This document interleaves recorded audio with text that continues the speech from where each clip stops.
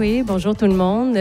Avant tout, je souhaite reconnaître que le Cégep Édouard-Montpetit est situé sur le territoire traditionnel de la nation Kanien'kehá:ka, qui est la gardienne des terres et des eaux où nous nous réunissons aujourd'hui.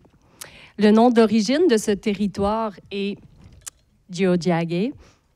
Celui-ci est historiquement connu comme un lieu de rassemblement pour de nombreuses Premières Nations. Avant également de me présenter rapidement pour présenter M. Jean, quelques petits messages d'information. D'abord, le roman duquel on va parler aujourd'hui, Tiohtià:ke, est présentement à 20 % de rabais à la coop. Donc, pressez-vous d'aller chercher votre exemplaire. Ce pour cette semaine et la semaine prochaine. Il y aura également, vous avez des petits tickets, un petit ticket chacun, je crois, et il y aura 3 exemplaires qui seront tirés à la toute fin. Donc, conservez votre petit ticket précieusement. Vous avez peut-être la chance de gagner le roman. Et enfin, 3e chose, madame ici, Catherine Sicotte, qui s'occupe du programme de Sciences humaines plus. C'est à elle, si vous êtes ici avec le programme de Sciences humaines plus, c'est à elle que vous devez rapporter votre présence pour qu'elle soit comptabilisée. Alors voilà. Et enfin, je souhaite remercier très, très chaleureusement la merveilleuse équipe de la bibliothèque qui nous accueille toujours de façon ultra professionnelle. Donc, merci beaucoup, beaucoup de votre accueil. Très, très rapidement, pour ceux qui ne me connaissent pas, je suis Annie Nantel, professeure d'anthropologie ici au Cégep Édouard-Montpetit. Mon chum m'a rappelé ce matin de suivre avec mon micro et non faire ça comme ça, fait que, excusez-moi, j'ai moins d'habitude que M. Jean là-dessus. Donc, oui, Michel Jean. Oui. Merci beaucoup d'avoir accepté notre invitation. Je suis très heureuse, un peu nerveuse aussi, je dois le dire.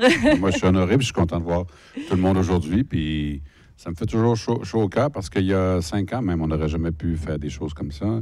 Il n'y aurait pas eu ce genre de rencontre-là, donc ça prouve que les choses changent. Tout à fait, tout à fait. Donc, en plus d'avoir été journaliste, comme Mme Bayeux le disait, et chef d'antenne, vous êtes aussi un auteur prolifique. Donc, c'est plus cette dimension-là de laquelle on discutera ensemble aujourd'hui. Dans un premier temps, avant même d'aborder davantage le roman en question, qu'est-ce qui vous a emmené, en fait, à écrire? Qu'est-ce qui vous a inspiré? Oh, wow. Moi, j'ai toujours pensé que j'allais écrire, mais ça m'a pris du temps avant de m'y mettre. Alors, quand j'étais jeune, j'étais un grand lecteur. Je pense pas qu'on puisse être... il y en a qui lisent pas beaucoup des écrivains, mais je pense qu'un écrivain doit à base être quelqu'un qui aime les livres. Tu peux pas jouer au hockey dans la Ligue nationale si tu n'aimes pas jouer au hockey. Je veux dire, c'est un peu le même principe. Et donc, j'ai toujours beaucoup lu. Quand j'étais jeune, j'avais une facilité. Quand on avait des cours, même au cégep, il fallait écrire une nouvelle. Moi, je l'écrivais rapidement, comme tout le reste, à la dernière minute. Puis j'avais toujours une bonne note. Dans ma tête, tu sais, t'es quand même bon là-dedans, puis t'aimes ça. Puis à un moment donné, j'avais 40 ans, puis je travaillais à Radio-Canada. Puis je dis, wow, j'ai jamais écrit, tu sais. Parce que le journalisme m'a happé, puis je me suis dit, ça fait partie des choses qu'on pense qu'on va faire, qu'on fait jamais. Et puis c'est un peu le hasard. Quand je suis arrivé à l'émission JE, on a fait un genre d'ouvrage pratique, de journaliste pratique, qui était comme... lié à l'émission. C'était pas de la littérature, mais c'était un livre. Là. Et après ça, l'éditeur m'a proposé quelque chose qui a donné un premier vrai livre qui s'appelle Envoyé spécial, où à partir d'expériences que j'ai faites comme journaliste, envoyé dans couvrir des guerres, des tsunamis, des trucs comme ça, je raconte les dessous de tout ça. Ensuite, un premier roman où le personnage est un journaliste qui est allé en Haïti au moment de la fin du régime Aristide, qui interviewe le président, ce que j'ai fait, moi, donc inspiré un peu de ça. Puis après ça, autre chose. Donc, c'est vrai comme à un moment donné, c'est venu une marche à la fois. Et j'adore ça parce que la littérature, ça me permet de parler de sujets qui sont plus personnels que le journalisme, par exemple. En journalisme, j'animais une émission qui s'appelle le TV à midi. Pendant 2 heures, il n'y a aucun sujet qui est là parce que moi, j'aime ça. Tu sais, genre, on en parle parce que qu'est-ce que le public doit savoir. Dans les romans, c'est le contraire. Je ne me préoccupe pas de si les gens vont aimer ça. J'essaie de rendre ça intéressant pour le monde, là, comprenez-moi bien. Mais est-ce que moi, j'aime ça? Est-ce que ça me tente? Est-ce que ce sujet-là est important pour moi? Très bien, merci. Avant encore de poser quelques questions sur le roman en tant que tel, quelques questions un peu de contexte. Ici, je crois que plusieurs personnes, comme vous le disiez tantôt, plus qu'avant, connaissent un peu les réalités autochtones, la diversité des cultures autochtones au Québec, mais peut-être pas encore assez. Donc, est-ce que vous pourriez peut-être juste nous dresser un portrait de la diversité autochtone au Québec et peut-être plus précisément les Inuits également. Bien, au Québec, il y a 11 nations autochtones, 10 qui sont les premiers peuples, les Premières Nations qu'on appelle, et les Inuits. Au Canada, il y a une 3e nation, qui est la nation métisse. Alors, un métis, c'est pas si vous avez un cousin autochtone puis tu es métis. Métis, si tu fais partie de la nation métisse qui appartient à les descendants de Louis Riel, dont on apprend l'histoire dans nos cours. Au Québec, donc, les Premières Nations sont arrivées au Canada, en Amérique, il y a 10 000 environ. Bon, c'est contesté maintenant un peu, mais ça reste la théorie dominante. Puis, par le détroit de Bering, puis ils ont habité, en fait, l'ensemble du continent, dont le Québec. Les Inuits, eux, leurs ancêtres sont arrivés il y a 5 000 ans. Eux, ils sont dans le nord. Tu prends le pôle nord, puis tu la terres, puis tu la mets comme ça, puis tu mets le pôle nord au milieu. Là, tu vois que les Inuits, eux autres, sont au Québec, sont en Alaska, sont en Sibérie, sont dans le nord de l'Europe, les Sam, on les appelait les Lapons avant, puis sont au Groenland. Donc, ils vivent tout autour avec la même racine linguistique. Et au Québec, donc, ils sont dans le Grand Nord. Nous, au Québec, la nation la plus populeuse, c'est la nation Innu, dont moi je fais partie, dont le territoire s'appelle Nitassinan. Et ça va du lac Saint-Jean à aller jusqu'au Labrador. C'est quand même grand, là. Et chaque communauté, dans le fond, est comme un village. Et bon, auparavant, les gens vivaient, par exemple, chez moi, à Machetoyats, auparavant, c'était un point de rassemblement l'été seulement. L'été, les gens se retrouvaient, on vendait les pots, on échangeait, on socialisait parce qu'on était quand même isolés dans le bois. Et à l'automne, les gens partaient dans le territoire. Chacun remontait une rivière, faisait le tour. C'est comme si des fourmis qui se disséminent sur un territoire. Tu sais. Et donc, tout le monde habitait vraiment le territoire, Nutchimit, qu'on appelle, nous, le territoire, et passait l'hiver là-bas et revenait au printemps où les gens se mariaient, s'échangeaient, etc. Il y a deux sources linguistiques, disons. Au sud du Saint-Laurent, les Mohawks, les Abénaquis et les Wendat, qui sont d'origine, on dit, des Iroquoiens, donc semi-nomades. Ils avaient des maisons longues, ils faisaient de l'agriculture. Puis au nord du Saint-Laurent, du Richelieu, du fleuve, je résume, c'est pas exactement comme ça, mais quand même, c'est les peuples nomades, donc les Algonquiens. C'est un peu comme les Anglais, les Allemands, qui ont un peu de la même souche. Puis les Algonquiens, de même les Français, les Italiens, les Espagnols, même racine. Quelqu'un qui parle bien l'Innu va comprendre souvent quelqu'un qui parle Atikamekw. Ça se ressemble. Comme si un Italien, ça n'existe pas, là, mais si un Italien parle lentement, on pourrait peut-être comprendre ce qu'il veut nous dire. Si vous en trouvez un, dites-moi là. J'étais allé en Italie souvent, j'en ai vu aucun. Et donc, c'est ça. Et aujourd'hui, on vit dans ces communautés qu'on appelle des réserves. Le mot réserve, ça vient de reserved land. Quand on a pris le territoire, puis on l'a donné aux compagnies forestières, par exemple, aux compagnies minières ou d'autres, on a pris les gens qui vivaient là, il fallait faire quelque chose, on les mis dans un territoire qu'on leur regardait pour eux autres. Ce sont les réserves qui sont maintenant des villages, en fait, dans la plupart des cas. Et malgré tout ça, et malgré les pensionnats et toutes ces choses-là, les Autochtones, on est encore là. Puis on n'est pas disparu ni parti, même si on a bien essayé, je vais vous le dire, dans certains cas. Et je pense qu'il y a actuellement beaucoup des Autochtones ne parlent pas la langue, puis il y a beaucoup des choses qui sont perdues, mais il y a encore un attachement très fort qui reste. Et je pense qu'il y a une résurgence maintenant de l'intérêt chez les Autochtones, de la volonté d'affirmer leur culture, alors qu'avant, les gens étaient un peu abattus. Maintenant, et chez la jeune génération, il y a beaucoup de ça aujourd'hui. Et c'est une bonne chose parce que le monde nous regarde actuellement, puis ils trouvent que le Québec et le Canada ont fait des drôles d'affaires. Oui, en effet. Donc, merci. Votre roman donc, est paru en 2021. C'est pas le plus récent. Kimik est paru, en fait, en 2023. L'année passée, ouais. Oui, c'est ça. Donc, avant-dernier, en fait. Il s'appelle Tiohtià:ke, que je prononce possiblement pas tout à fait comme il faut. C'est bien. OK. Et ça signifie là où les rivières se rencontrent en langue Gagnan-Guéa, qui est le Mohawk, et qui désigne aussi l'île de Montréal. D'ailleurs, peut-être certains d'entre vous voyez plus souvent qu'avant ce mot-là apparaître à certains endroits. Je crois que c'est un peu dans le même vent dont on parlait tantôt ici, d'ouverture. Donc, le récit est campé dans un contexte urbain de métropole, contrairement à d'autres romans de Michel Jean. Je vais vous lire le petit résumé en arrière ici pour certains qui ne l'ont pas lu. Je crois que ça va résumer assez bien quand même l'histoire. J'aurai quelques questions, évidemment, par après. Donc, Élie Mechtenapéo sort de prison après avoir purgé sa peine pour le meurtre de son père, un homme alcoolique et violent. Sa communauté Innu de Nutashquan l'a banni. Il débarque à Montréal et se retrouve dans la rue. Il y croisera des personnes d'autres nations, Inuit, Cris, Atikamekw, venus comme lui, s'échouer dans la métropole. Il fera des rencontres déterminantes qui l'aideront à se reconstruire. Tiohtià:ke, c'est aussi la réalité de ces Autochtones qui se regroupent dans les villes pour reformer la communauté qu'ils ont perdue. La seule chance de s'en sortir réside parfois dans l'attachement à des valeurs plus grandes que soi. Donc, ma première question est double, en fait. Pourquoi avoir choisi ce titre et pourquoi avoir choisi ce thème également? Le titre, il y a beaucoup de gens qui n'étaient pas contents de ma maison d'édition, tout ça, parce que il n'y a personne qui est capable de le dire. Je vous félicite, c'est la première fois que je suis en entrevue, c'est pas moi qui est obligé de le dire.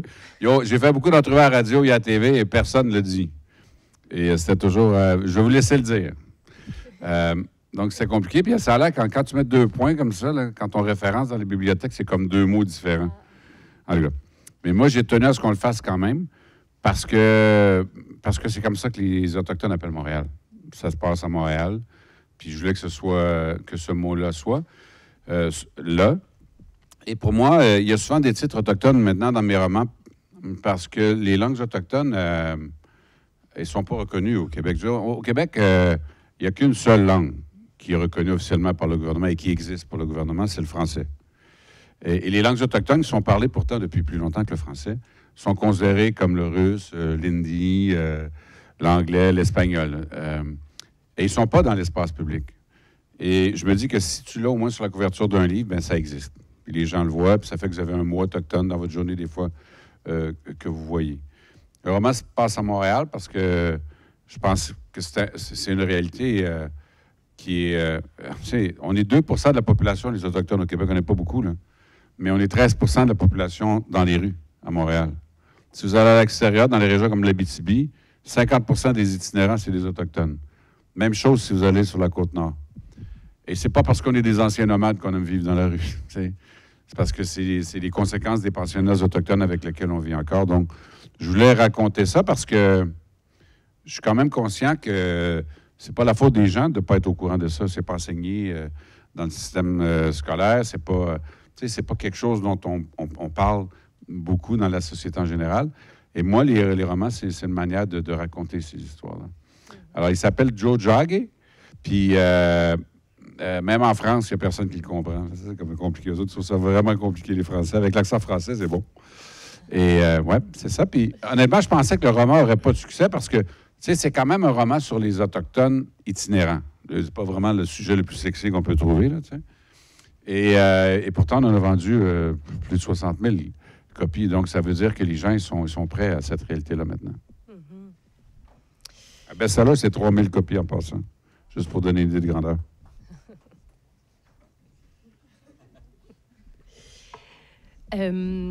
En fait, j'ai plusieurs questions. Puis je ne sais pas s'il va y avoir un ordre logique. OK.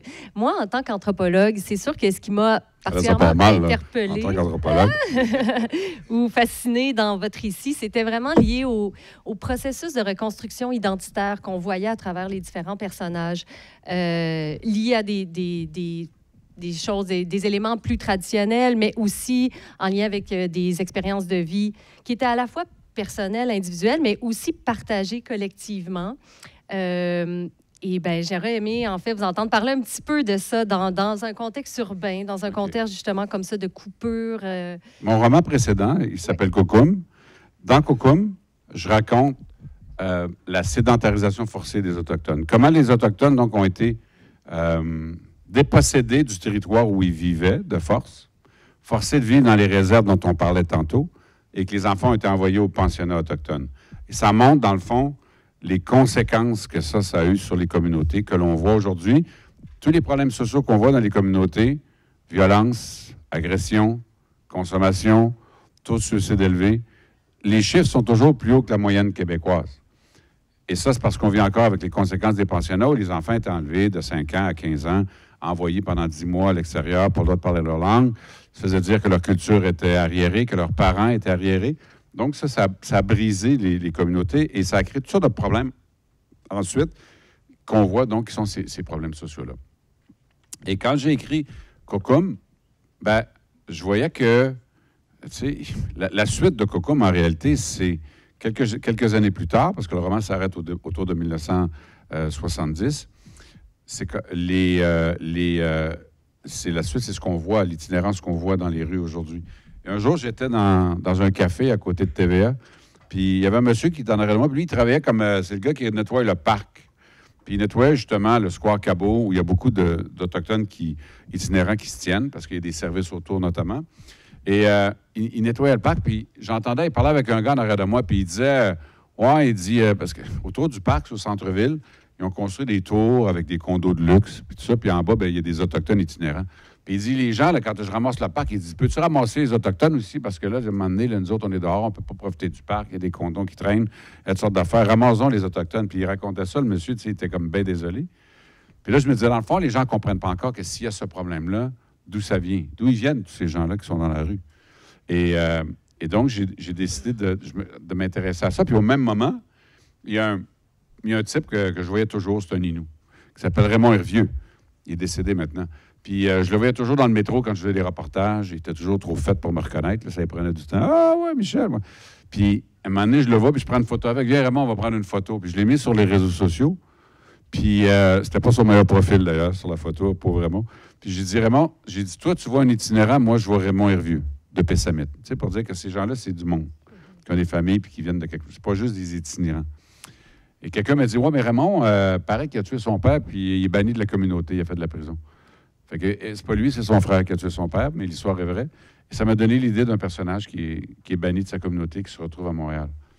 Mais j'ai voulu montrer aussi que quand les gens se retrouvent à Montréal, nos histoires, elles ne sont pas toujours noires. Souvent, quand on parle d'histoires autochtones, et je plaide coupable, ça m'est arrivé dans mes romans aussi, c'est triste ou c'est dur, tu sais, puis c'est vrai que c'est ça aussi. Même si dans mes romans, moi, je mets toujours de la lumière, puis je sais que ça ne finisse pas de façon complètement dramatique toujours. Mais il y a quand même cette lumière-là. Et c'est la solidarité qui existe entre les Autochtones qui est très présente. Puis moi, j'ai parsemé le roman de ça un peu. Et c'est des Autochtones qui sont des gens qui sont dans la rue, qui ont été dans la rue, qui n'ont jamais été dans la rue, mais qui aident les autres, qui vont aider le personnage d'Élie Michtenapéo à se reconstruire au fil du temps. Et pour moi, c'était important de montrer ça aussi, parce que même dans les reportages, tu sais, les histoires d'Autochtones, c'est rarement des bonnes histoires. Mais il y a des belles histoires. Tu sais, un jour, j'étais au Square Cabot. Je faisais de la recherche, donc j'étais assis, puis je bougeais pas, puis je regardais le monde. Puis, à un moment donné, il y a une vanne qui est arrivée, une vieille vanne, hein, avec... il y a 3 madames des Mohawks qui arrivaient de Ganawagi. Puis là, ils débarquent des grosses boîtes en plastique, là, puis là, tous les itinérants qui sont là, ils s'en vont vers elles, puis ils les aident à sortir les boîtes. Ils amènent ça dans le milieu. Puis elles avaient préparé un repas pour l'ensemble des itinérants.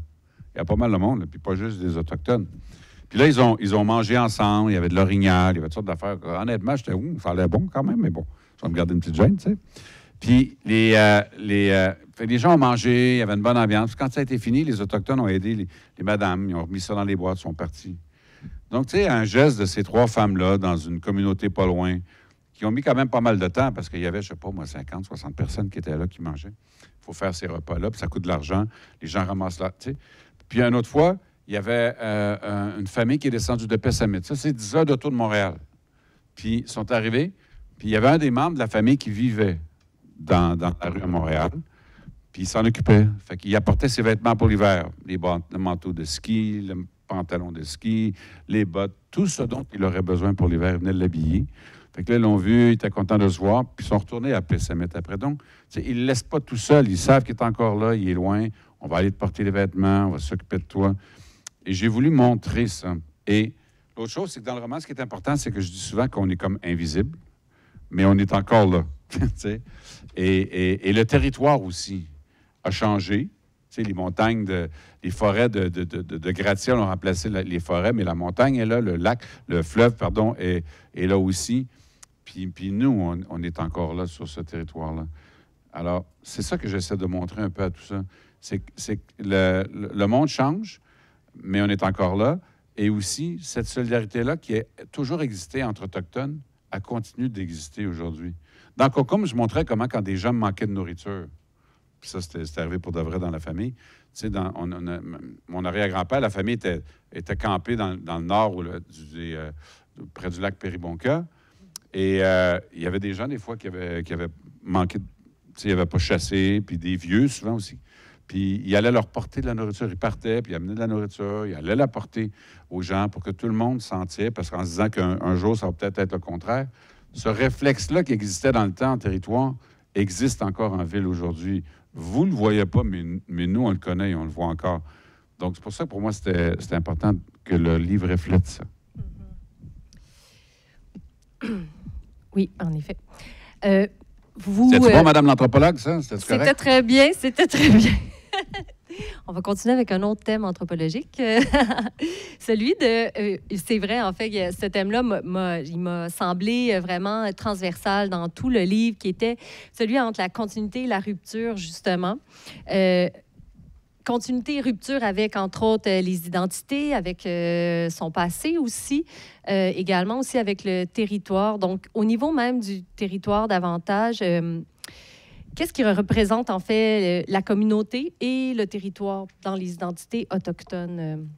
Qu'est-ce que la communauté représente, puis qu'est-ce que le territoire représente? Oui, oui. Bien, la communauté, d'abord, tu sais, on ne dit pas un village. Vous avez remarqué, là, je parle des réserves, là, je ne dis pas que c'est un village. Je dis ça ressemble à un village. On dit une communauté. Alors, les Autochtones, ils vivent en communauté. Si on prend les Inuits, par exemple, auparavant, quand on était en territoire, je suis Notimite, les gens vivaient en clan, famille élargie, très souvent. Et donc, ils n'étaient pas nombreux, seuls. Parlaient pas beaucoup. Puis il y a une raison à ça. C'est que si tu parles beaucoup dans le bois, faites le test. Vous êtes deux, là, vous vous promenez dans le bois, puis jasez. Vous n'allez entendre aucun animal autour. Marchez dans le bois, restez silencieux, vous allez entendre plein d'animaux. OK? Donc, les gens ont l'habitude d'être silencieux. Ils parlaient le soir au repas. Ma mère, elle m'a dit qu'elle n'a jamais vu son grand-père, Thomas Siméon, parler. Il était toujours là quand il était là, il écoutait. Tu sais? Ma mère m'a raconté qu'une fois, est allée visiter ses tantes à Mashtouyats, puis ils sont partis en train avec sa mère. Et les tantes de ma mère n'ont jamais habité dans une maison. Ils leur ont construit éventuellement une maison, mais ils mettaient le canot dans la maison, puis il y avait une tente en avant, tu sais. C'était pratique pour entreposer le stock, une maison. Et ils sont dans la tente, tu sais, la tente de Marie. Il y a deux sœurs, Marie et Christine. C'est les personnages de Cocom, si vous lisez le roman. Alors, dans la tente, il y a Marie et Christine, Almanda, mon arrière-grand-mère, Jeannette, ma grand-mère, et ma mère. J'aurais aimé ça être là quand même. Puis, ma mère, elle me raconte, elle dit, on était là, puis là, ils fumaient. Mais ils fument la pipe, souvent. Les femmes fumaient la pipe. Et quelqu'un dit de temps en temps, ouais. Ouais. Là, il y a 5 minutes de silence. 10 minutes, personne ne parle, ça fume. C'est comme ça. Pendant 1 heure, quelqu'un, mais pas un mot prononcé. Puis au bout d'1 heure, c'est fini. Ma mère, elle s'en va avec ça. Là, ma mère a dit à sa mère, elle dit, ouais, mais pourquoi est-ce qu'on vient s'il n'y a personne qui nous parle? Mais ma grand-mère, elle a dit à ma mère, elle dit, nous autres, les Indiens, là, on n'est pas obligés de parler pour se comprendre. Vous comprenez? Ils se comprennent sans parler. Je ne sais pas comment ils faisaient. Mais on arrive à ça quand on vit beaucoup ensemble, qu'on est toujours ensemble, puis qu'on forme cette communauté-là. Ce qu'on n'est pas capable de comprendre aujourd'hui, nous, dans nos sociétés, les téléphones, puis tout ça. Mais eux, on était dans un autre univers. Donc, l'esprit de communauté est quelque chose de très fort chez les Autochtones, qui reste encore aujourd'hui. Par exemple, si je rencontre des Autochtones, hommes, femmes, souvent on va dire « Salut mon frère ou ma soeur », même si on n'est pas de la même nation, parce qu'il y a ce lien fort. Donc, l'esprit communautaire des Autochtones est quelque chose qui existe encore aujourd'hui. Les décisions se prennent souvent en consultant. Tu as le droit de parole. Quand tu as le droit de parole, tu parles, puis même si je ne suis pas d'accord, je t'écoute. Je sais que ça paraît difficile à croire, ça se peut, essayer. Et donc, chacun a le droit de parole, chacun a le droit de s'exprimer, chacun a le droit à son point de vue. Et ça a survécu encore aujourd'hui. Il y a des désavantages à ça. Tu sais, par exemple, j'ai des amis qui me racontent, elle tapait sa mythe, puis elle dit, quand il arrive un gars avec les yeux bleus, les filles, ils trouvent tout ça vraiment le fun parce que tout le monde a des yeux bruns. Puis c'est comme le contraire avec les filles. Fait que le sentiment de ne pas se distinguer des autres, tout le monde est pareil, etc., tout le temps. Je ne dis pas que tout est idéal, je dis que tout est différent, avec ses avantages et ses désavantages. Puis l'autre, c'était sur Montréal, l'autre version, le volet de la question, c'était... Le territoire. Ben oui, excusez-moi. Mon Alzheimer. Bon. Le territoire, comment je vous expliquerai le territoire? D'abord, il faut comprendre que les Autochtones ne voient pas l'univers de la même manière que comme on le voit dans nos sociétés aujourd'hui. OK? Nous, on est dans des sociétés où on apprend c'est la pyramide de la vie. Au sommet, il y a l'humain, les mammifères, les reptiles, en bas, les végétaux, puis les atomes en bas. OK? Et le génie humain utilise les ressources de la Terre pour créer la civilisation. C'est comme ça. On a inventé l'auto, on a inventé la roue, on a inventé le char, on a inventé l'auto, l'avion, la fusée. On suit. On est dans une société qui est basée sur la croissance. Remarquez qu'à chaque fois que la population n'augmente pas trop, les problèmes que ça cause, parce que toute notre société est basée sur la croissance. Puis là, ça fait 2000 ans qu'on est comme ça. Là, maintenant, avec le réchauffement climatique, ça coince quand même. Là, on se dit, OK, est-ce que ça va marcher? Les Autochtones, ce n'est pas la pyramide. Ils voient la vie comme un cercle. Okay? À l'intérieur de ce cercle-là, il y a toutes les espèces vivantes. Les animaux, les humains. L'humain n'est pas plus important qu'un autre. J'entendais tantôt quand on était en dedans, le monsieur, c'est ce qu'il racontait d'ailleurs. L'humain n'est pas plus important qu'un autre. Et d'ailleurs, le chasseur va penser que s'il tue un orignal, c'est parce que l'orignal accepte de donner sa vie pour que lui puisse vivre. Donc, il va remercier. C'est pour ça que souvent les Autochtones vont remercier l'esprit d'un animal qu'ils ont tué. Et même une fois, je suis arrivé chez Jeannette, la cousine de ma mère, puis elle avait installé des os autour. Moi, je pensais que c'était des... Tu sais, comme les gens mettent des trucs dans le vent, font gling, gling, gling, gling. J'ai dit, c'est un drôle de bricole que tu as mis là. Elle dit, non, Michel, elle dit, c'est par respect pour l'orignal qu'on a tué. On suspend ses os autour de la maison pour lui dire qu'on le respecte. Et donc, toutes les espèces sont égales. Et même à la rigueur, c'est l'ours qui est peut-être le plus gros parce que ça a le même squelette qu'un homme quand tu le regardes, puis c'est quand même le plus fort dans la forêt. Et dans le cercle, en réalité, tu sais, par exemple, les gens ne tuent que ce qu'ils ont besoin pour vivre. Ce dont ils ont besoin pour vivre. Ils ne vont pas tuer pour le plaisir. La chasse, ce n'est pas un sport pour les Autochtones. C'est une manière de la l'épicerie. Tu sais? Les Autochtones pêchent encore au filet. Ça scandalise les pêcheurs. Ah, le poisson, il n'y a pas de chance. Rarement vu un saumon ramener un pêcheur à la maison, personnellement. Tu sais. Je pense que le poisson, il n'y a jamais de chance. Quand on pêche avec des filets, les gens vont dire « Ah, les Autochtones, ils vident les rivières. » D'abord, je tiendrai à dire que ça fait 10 000 ans qu'on pêche ces rivières-là, puis on n'a jamais manqué de poissons avant l'arrivée des Européens. Donc, là n'est pas le problème. Et les filets étaient faits avec des trous de telle grosseur que ça n'attrapait que les gros poissons, ce que les gens avaient besoin. Donc, ce que je dis, c'est que dans le cercle, il y a une gestion de tout qui est respectueuse et qui permet à toutes les espèces de continuer à vivre, dont nous, les humains. Donc, le rapport au territoire est nécessairement influencé par ça. C'est-à-dire que, tu sais, au Canada, puis aux États-Unis, par exemple, les États-Unis, c'est eux autres. Les Américains, ça leur appartient. Au Québec, c'est notre territoire, c'est le Québec. Mais un Innu pense que c'est lui qui appartient au territoire, non pas le territoire qui lui appartient, parce qu'il vit à l'intérieur de ce même cercle-là. Oui, c'est notre territoire, Nitassinan, parce que c'est là qu'on vit, mais c'est nous qui appartenons à Nitassinan, et non pas Nitassinan qui nous appartient. C'est pour ça qu'il y a un respect aussi du territoire.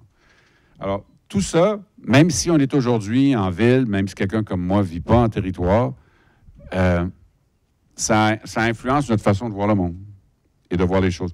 Et dans le roman, subtilement, j'ai quand même essayé de montrer que ça reste ça aussi. Et que ces notions-là, même si c'est des itinérants qui sont en ville, même si c'est ça, je veux dire, on reste des Autochtones avec des valeurs autochtones. Ça paraît peut-être pas quand tu le regardes, puis moi, si tu me regardes, tu sais, je peux passer pour blanc, mais à l'intérieur, il y a encore ça qui survit aussi. Puis on voit dans le roman comment, justement, à un moment donné, Élie, avec quelques amis, vont sur le territoire. Est-ce que mon micro est allumé? M'entendez-vous? Oui, OK. Ouais. Et donc, oui, c'est ça, il va sur le territoire. Vrai, ça. Oui. Oui. J'avais fait, puis vous pouvez le voir, si vous allez sur YouTube, ça s'appelle Je ne veux pas mourir, si je me souviens bien. OK. Quand j'écrivais le livre, j'ai commencé à écrire un chapitre où j'imaginais quelqu'un qui amène les itinérants en territoire pour les reconnecter à leur territoire, puis à leurs valeurs et tout ça.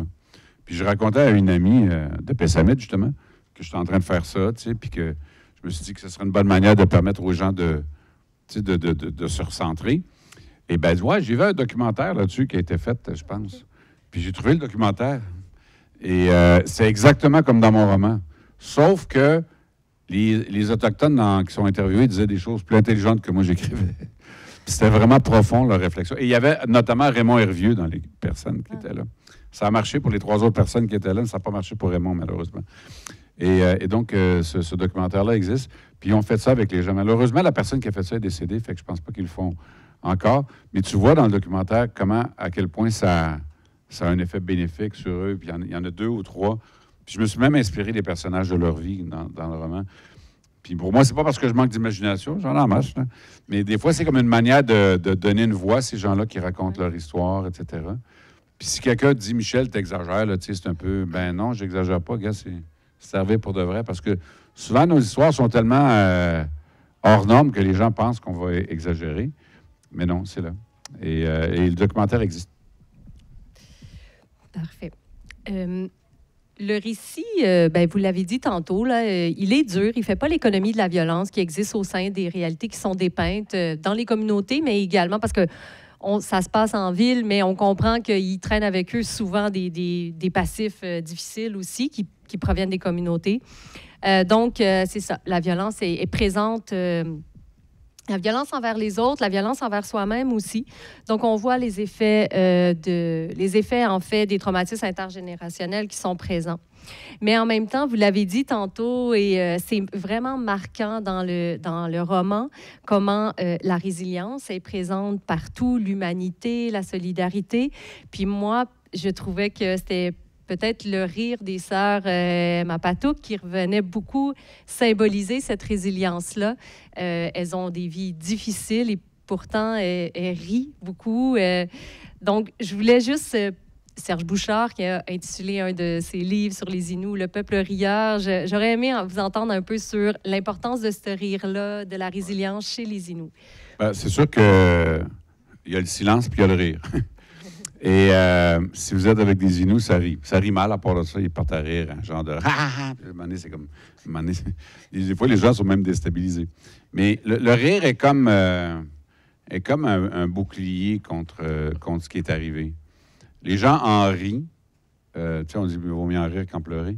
Mais les gens en rient parce que c'est une manière naturelle qu'on a de se protéger. C'est drôle parce que, justement, dans LQ, Lettre québécoise, ils m'ont demandé d'écrire un papier, puis je raconte ça. Je raconte un événement qui, moi, m'est arrivé comme journaliste. J'avais couvert, j'étais en Haïti, justement, puis on était aux limites de la ville. Et puis, je faisais un reportage sur le fait que il y avait des rebelles armés qui entouraient la ville, puis c'était chaud quand même.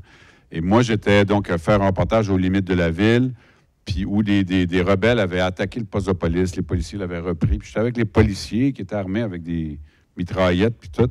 Puis ils me montraient les trous de balles, puis l'autre bord, il y avait des gars qui étaient là, puis qui nous regardaient. Je voyais que c'était des partisans de Jean-Bertrand Aristide, donc qui n'étaient pas contents de nous voir. Puis je suis allé les voir, mais c'était pas loin. L'autre bord de la rue, c'était comme la caisse qui est là. C'était moins long que l'espace ici. Puis j'étais avec des policiers armés. Puis quand je suis prêt, j'ai dit « Bonjour, je m'appelle Michel, je suis du Canada. » Puis le gars, il a sorti un fusil comme ça. Puis là, ils ont commencé, tout le monde, à avoir des fusils sur nous. Puis là, moi, j'ai dit « Calme, calme, calme. » J'ai mis mon micro à terre comme si c'était une arme. Puis là, ils ont commencé à tirer au-dessus de ma tête. Puis j'étais à terre, puis les balles, les policiers sont cachés dans le poste. Puis là, moi, ce qui nous a sauvés, c'est qu'ils ont vu la caméra qui marchait, ils ont pris la caméra. Et moi, j'ai gagné le championnat du monde du 10 mètres rapide exit, je vais vous le dire, parce que c'est comme dans les films. J'ai couru là, j'ai sauté à l'intérieur. C'est un poste avec une porte, pas de porte. Tu sais, t'as une porte, mais ça se ferme pas. J'ai roulé à l'intérieur. Là, ils ont tiré sur le building, puis les balles tout partout. J'étais dos au mur, j'entendais les balles. Là, je dis à mon caméraman, je dis, en tout cas, j'espère que c'est notre gang qui va gagner, parce que les policiers étaient avec moi dans le chose, puis ils tiraient après. Parce que si ils ne gagnent pas, on est dans le trouble, man. Là, ils me regardaient. Puis là, ça a duré 8 minutes. Là, les policiers sortaient, ils tiraient des fusils. Là, moi, j'ai fait un stand-up à l'intérieur. Puis là, après ça, quand on sort de là, la police dit « OK, allez-vous-en. » « Oh oui, oui, on s'en va. » Puis là, je rembarque dans l'auto, tu sais. Puis moi, je pars à rire. En tout cas, il n'y a personne qui va avoir un meilleur reportage que nous autres à soir au téléjournal, hein, c'est clair. Puis là, je rigolais. Puis là, le réalisateur avec moi, il pétait son plomb. Il était un hostile malade. On vient de passer proche de se faire tuer. Tu pensais qu'à ton topo, qu'est-ce de fou, les balles tiraient partout. Puis là, il pleurait. C'est correct, là. J'ai dit, Bruno, c'est pas grave, là. C'est correct, c'est une blague, là. Mais donc, le réflexe, c'est d'en rire. Tu sais, on est élevé un peu comme ça. Ça ne veut pas dire que ça ne nous atteint pas. C'est juste qu'au lieu de pleurer puis de faire une crise, tu fais des jokes plates. Moi, je la trouvais bonne, par contre, et donc, ce réflexe-là, il est là depuis toujours, depuis longtemps. Et souvent, les gens vont vivre les pires affaires puis ils vont en rire. Et c'est une forme de bouclier pour les Autochtones parce que c'est une manière quand on en rit, ça fait moins mal, d'une certaine manière. On n'oublie pas quand même. Ça ne veut pas dire que ça fait pas mal, puis on n'oublie pas. Mais j'ai 2 gars dans l'équipe qui ont un choc post-traumatique. T'sais. Moi, je n'en ai pas eu. Ça ne veut pas dire que je n'en aurai pas la prochaine fois. Mais ça veut dire que des fois, le rire, ça peut quand même t'aider dans des situations qui sont intenses. Et souvent, par contre, il ne faut pas prendre ça comme du folklore. Parce que des fois, les gens vont rire. Une grosse gang de gens qui rient beaucoup tout le temps, mais c'est pas folklorique. C'est juste une manière d'être qui est culturelle aussi. Dans le récit, il y a certains personnages, notamment, je pense à Jimmy, le Nakota, qui semble un peu jouer le rôle des aînés d'une certaine façon au sein de la communauté urbaine là, qui est très attachante et bigarrée. C'est pas son rôle directement, mais il semble avoir un peu cette aura-là, là, comme s'il venait un petit peu remplacer le Moshoum d'Élie à certains moments. Qu'est-ce que vous pourriez dire sur la place des aînés et la place des aînés chez les Inuits ou les Autochtones en général, mais également aussi comment est vue la vieillesse chez les Inuits? Je pose la question parce que je suis convaincue que c'est un peu différent de ce que nous... En fait, les anciens disaient que le Créateur avait inventé la vieillesse pour obliger les enfants à s'occuper plus tard de leurs parents, comme les parents se sont occupés d'eux quand ils étaient enfants. D'abord, il faut comprendre que, encore une fois, je reviens sur ce que je disais tantôt, on est dans 2 sociétés très différentes. Nous, dans notre monde aujourd'hui, un vieux, parce qu'on ne dit pas un aîné, on le dit maintenant un petit peu, mais c'est un vieux, ça n'a pas de fonction dans la société parce que ça ne travaille plus. Ça ne sait pas comment ça marche un téléphone, ça n'a pas de connaissance qui peut vous être utile tant que ça. Donc, un vieux, c'est un poids dans la société d'aujourd'hui, en réalité. Puis on fait des CHSLD, ça coûte cher, des services, etc. C'est vraiment un poids dans la société. C'est comme ça qu'on voit les aînés. Alors que chez les Autochtones, les aînés, c'est une richesse. C'est-à-dire que, tu sais, ça vient du fait où, d'abord, comme la connaissance était transmise de personne en personne, plus tu étais vieux, plus tu avais de connaissances. Tu savais tout ce qu'il y avait à savoir quand tu étais vieux. Alors que quand tu étais jeune, tu ne savais pas tout. Puis il n'y avait pas de livre, il n'y avait pas d'Internet pour t'aider. Quand tu étais dans le trouble, il y avait un aîné pour t'aider. Et donc, les aînés étaient une source de savoir. Et comme étaient une source de savoir, ça, c'était extrêmement respecté.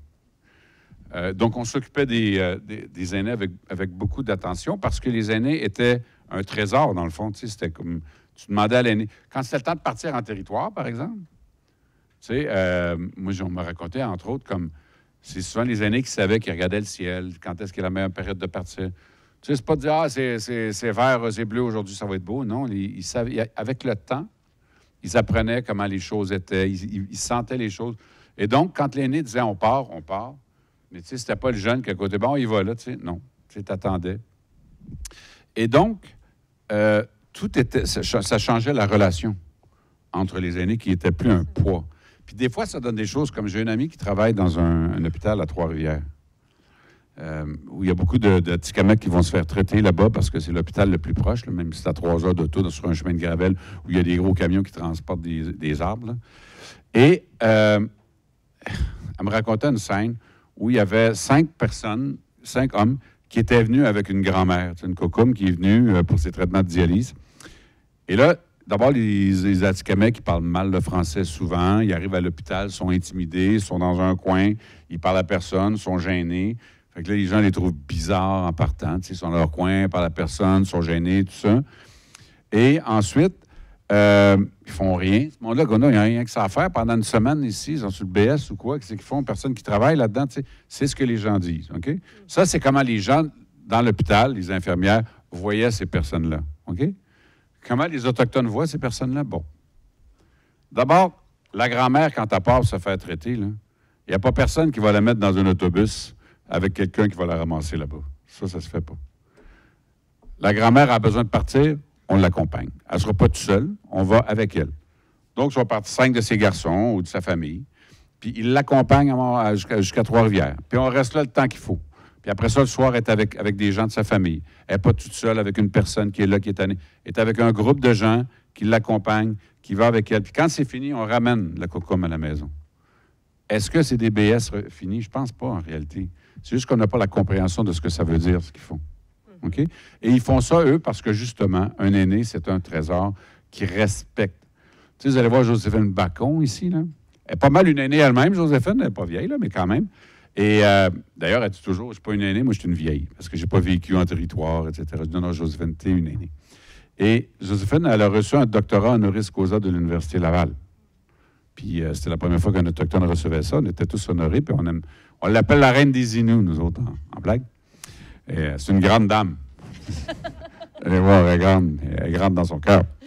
Et elle m'a dit, quand je la félicitais, elle m'a dit, Michel, l'aîné de ma communauté de Pessamit est venu pour la cérémonie. De tout ce qui s'est passé quand ils ont donné l'honoris causa, c'est que Cécile Bacon, l'aîné de sa communauté, 90 ans à l'époque, est parti de Pessamit pour être là en habit d'apparat, je dirais, apporte le costume traditionnel. Joséphine était extrêmement touchée de ça. Donc, ça montre à quel point les gens aiment, respectent les personnes âgées. Et ça, c'est complètement différent de ce qu'on vit dans nos sociétés. Et je pense qu'on aurait quand même avantage de s'inspirer un peu de ça quand on regarde la façon dont on traite les personnes âgées. Tout à fait. Vous, dans le roman, on voit un peu toutes les langues autochtones qui sont représentées dans le récit. En même temps, vous dites, elles sont toutes présentes à Montréal et elles sont, comme vous l'aviez dit au début, complètement invisibles, invisibilisées du moins. Un peu vues comme des langues étrangères.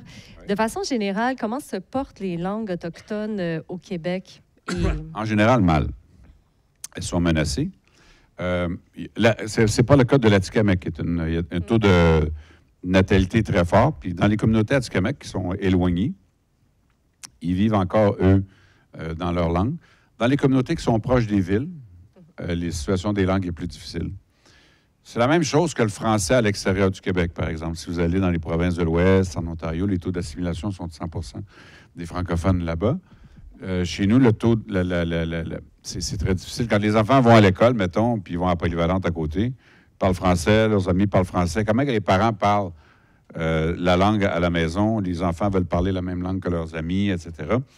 Et donc, ça se perd. Je l'ai dit tantôt, il n'y a aucun effort qui est fait au Québec pour protéger les langues autochtones. Moi, personnellement, ça m'attriste parce que, tu sais, le Québec qui combat l'anglais puis l'assimilation ne ressent pas le besoin de faire la même chose pour les langues des premiers peuples. Alors qu'il y a des pays comme, par exemple, la Suède, qui ont 5 langues qui ont un statut officiel de langue minoritaire, mais qui ont quand même un statut reconnu, préservé, des documents qui sont traduits, qui existent dans l'espace public. Moi, l'émission que j'animais, je commençais tous les jours en disant quoi tout le monde, bienvenue au TV à midi. Et j'ai un père de famille de Rouyn-Noranda en Abitibi qui m'a écrit. Il dit, moi, j'ai adopté 2 jeunes Anishinaabe. Mais il n'y a pas d'Anishinaabe à Rouyn-Noranda. Ils sont plus au sud. Et il dit, là-bas, les filles vont dîner à la maison sur l'heure du midi, comme c'est souvent le cas en région. Et il dit, mes filles se dépêchent, ils arrivent en courant à la maison pour entendre le début du bulletin « Koué ». Parce que c'est le seul mot qu'ils vont entendre dans leur langue, dans la journée. Puis ça leur fait du bien d'entendre ça. Et c'est pour ça que je trouve que c'est dommage, parce que toutes ces personnes-là, dans le fond, on oublie ce que ça leur fait. C'est une richesse, en fait, pour moi, ces langues-là. Et, tu sais, il y en a comme des langues comme, Ben justement, les Mohawks, là, je veux dire, je pense que j'étais à Oka, puis il y a 46 personnes, quelque chose comme ça, qui sont des locuteurs actuellement. À Ganawagi aussi, il n'y en a pas beaucoup. Les Wendat, la langue était disparue. Ils ont réussi à la recréer avec des anthropologues, Isabelle Picard et d'autres, à partir d'enregistrements en se basant sur le Mohawk qui ressemble un peu à leur langue. L'Innu, même l'Innu, dans certains coins à Machouillage, dans ma communauté, souvent, j'ai des gens dans ma famille qui ont grandi dans la réserve, dans la communauté, puis qui ne le parlent pas parce que leurs parents ne voulaient pas qu'ils apprennent l'Innu, parce qu'ils sont allés au pensionnat, puis ils associent tous les problèmes qu'ils ont eus avec le fait qu'ils parlaient Innu. Donc, ils voulaient protéger leurs enfants de ça, puis qu'ils ne leur ont pas appris la langue. C'est une richesse, une langue. Et il y en a 10 au Québec.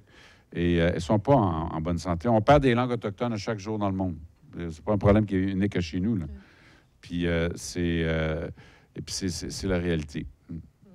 Mais ça change un peu parce que là, ça change. Ça ne change pas au plan des gouvernements, mais la volonté de préserver les langues est plus forte maintenant, je dirais, dans les communautés. Puis les gens réapprennent. Les gens comme moi suivent des cours, essaient d'apprendre un peu. Mais voilà. Mais quand je disais le coué au début, là, je me faisais insulter souvent pour ça, là. Il y a eu des gens qui ont fait des plaintes au CRTC puis à tout ça, là. Puis je recevais des lettres d'insultes. « Hey, tu me parles pas dans ma langue. Au Québec, c'est au français que ça se passe. Hey, je te parle pas en portugais, là. Je te parle en une langue qui est parlée depuis plus longtemps que le français. » Un mot dans la journée, ça les dérangeait. Ils n'acceptaient pas qu'on dise un mot. Je leur disais, monsieur, un mot en 24 heures, c'est quand même pas tant que ça. Il me semble que c'est pas exactement une invasion. Non. Donc, il y a cette réalité-là aussi. C'est pas une majorité, mais il y a beaucoup de gens aussi qui sont comme ça.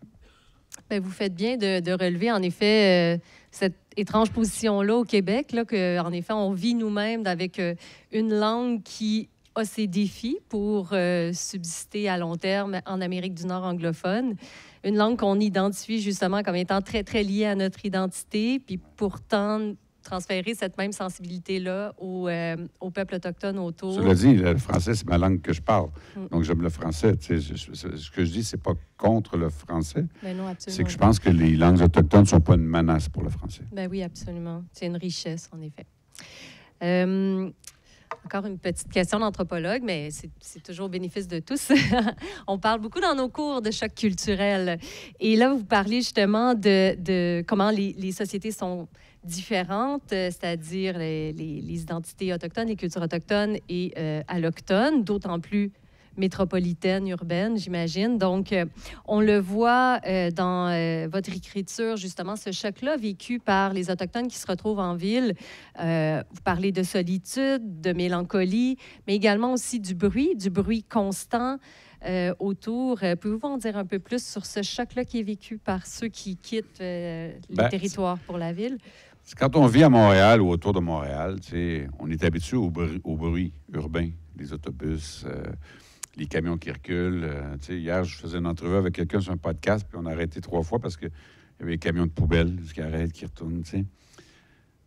Mais si tu vis dans un environnement où il n'y a pas ces bruits-là, juste le bruit ambiant, le bruit de la ville, etc., c'est quelque chose avec lequel tu n'es pas familier. Quand tu as grandi dans une communauté dont tu sortais pour aller à Sept-Îles, autour ou dans les villes, mais pas vraiment beaucoup de la Côte-Nord, et que soudainement, tu es parachuté à Montréal dans un environnement tellement différent de ce que toi, tu as connu, puis tu te rends compte, dans le fond, que tu connais rien des codes. Tu es comme un étranger qui débarque dans un pays que tu connais pas, et qui n'est pas le tien, d'ailleurs. Et on a tendance à c'est dur à imaginer, mais faites l'effort de penser. Imaginez que vous avez toujours vécu dans une communauté avec les mêmes personnes, les mêmes gens. Puis ce qu'il y a dans ça, c'est comme un village, là. Et soudainement, puis vous n'êtes pas tant intéressé par ce qui se passe à Montréal et tout ça, parce que vous êtes intéressé par ce qui se passe chez vous. Puis le territoire, la chasse, ces choses-là. Et que là, soudainement, vous vous retrouvez à Montréal. C'est plus que, mettons, le gars de la Gaspésie qui débarque à Montréal. Parce que tu n'as pas la même philosophie tout à fait que le gars de la Gaspésie qui débarque à Montréal. Puis quand tu arrives dans une ville comme Montréal, ces gens-là, ils sont souvent sans outils pour communiquer, pour comprendre ce qui se passe. Et le choc, il est très fort. Donc, dans le roman, quand Élie Michetonapéo descend de l'autobus, puis il se retrouve au parc Émilie-Gamelin, il est là-haut, tabarnouche, ça va mal. Puis il comprend pas, il s'assoit, il se fait voler, il pense même pas à surveiller ses trucs, il se fait voler. et ses affaires, il n'y a personne qui y parle. Et donc, il est tout seul, en réalité. Puis les gens le regardent de façon bizarre. Qui va se tourner vers lui? Ce sont des Autochtones. Parce qu'eux savent. Parce qu'eux, ça leur est arrivé. Parce que quand ils voient la tête, ils ne pensent pas que c'est un hurluberlu qui est là, tout perdu. Ils comprennent que c'est quelqu'un qui est là depuis pas longtemps, puis qui est perdu. Donc, c'est eux, dans le roman, qui vont l'aider. Et il faut toujours essayer de se mettre dans la tête de ce que... Tu sais, souvent, moi, quand j'écris, je me dis, comment c'est si tu viens de passer 10 ans en prison, tu as toujours vécu dans ta communauté, et là, tu te retrouves au parc Émilie-Gamelin à Montréal. Essaie de regarder autour de toi, avec tous tes référents culturels que tu as, ce que ça représente comme choc. Et on sous-estime à quel point il y en a beaucoup. Et c'est un des défis aussi des Autochtones qui débarquent à Montréal. Et c'est une des raisons pour lesquelles il y a autant d'itinérance, notamment aujourd'hui avec les Inuits. C'est pour ça que dans le roman, il y en a déjà, les sœurs Napatuk, qui existent d'ailleurs, ces deux sœurs-là, avec une qui manque une dent en avant. Et d'ailleurs, je suis en train d'écrire, il y a un projet de scénario de série TV avec Joe Jaggi. Puis là, ils disent, on va faire juste une sœur Napatuk parce qu'on va avoir de la misère entre les deux jumelles Inuits à Montréal. Bien, j'y existe, il faudrait y retrouver, mais bon. Ouais, voilà. OK. Donc, elle n'est pas décédée, finalement. Elle n'est pas décédée, finalement. Non, c'est arrangé avec le gars du livre. Ah, OK, c'est bon, ça. Également, dans votre roman, vous avez le souci de présenter toute la diversité autochtone du Québec. Il y a un Anishinaabe, un Atikamekw, un Cri, je crois même qu'il y a un Askapi. En fait, pourquoi avoir choisi de montrer toute cette diversité-là au complet? Bien, parce qu'on a 11 nations. C'est drôle, hein? J'ai écrit un texte, une chronique là, pour un média récemment, puis je l'ai fait lire à un ami, nous. Puis, tu sais, je disais ça dans le texte, il y a 11 nations autochtones au Québec, tu sais. Puis là, je nomme les Inuits, Atikamekw, Inuit. Elle me dit, tu devrais mettre les 11 parce que... Ouais, j'étais un peu long dans ma chronique, là. Mais elle dit, parce qu'on pense toujours aux Inuits, aux Atikamekw, qu'on est représentés, mais les autres, tu sais, les gens les connaissent moins.